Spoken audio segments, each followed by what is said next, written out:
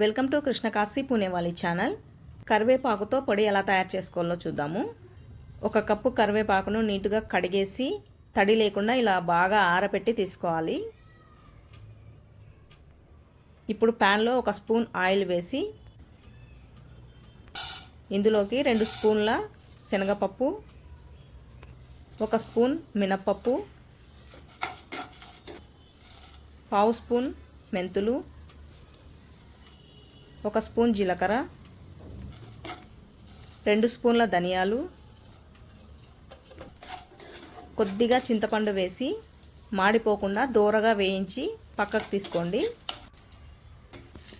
ఇప్పుడు ఇదే ప్యాన్లోకి కొంచెం ఆయిల్ వేసి 10 నుంచి 12 ఎండుమిరపకాయలు వేసి నల్లగా వేగేంత వరకు వేయించి పక్కకు తీసుకోండి. ఇప్పుడు ఇదే ప్యాన్లోకి బాగా ఆరబెట్టిన కరివేపాకు వేసుకొని చేత్తో నలిపితే పొడేయేలాగా వేయించి పక్కకు తీసుకోండి. ఇప్పుడు మిక్సీ జార్లో వేయించుకున్న దినుసులు, 1 స్పూన్ సాల్ట్ మీ టేస్ట్ అయినట్లు చూసి వేసుకోండి.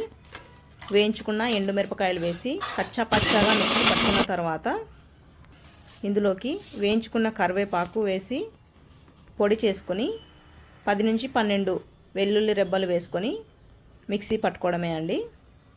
ఇది నెల రోజుల వరకు నిల్వ ఉంటుందండి. అన్నంలోకి చాలా బాగుంటుంది కరివేపాకు పొడి.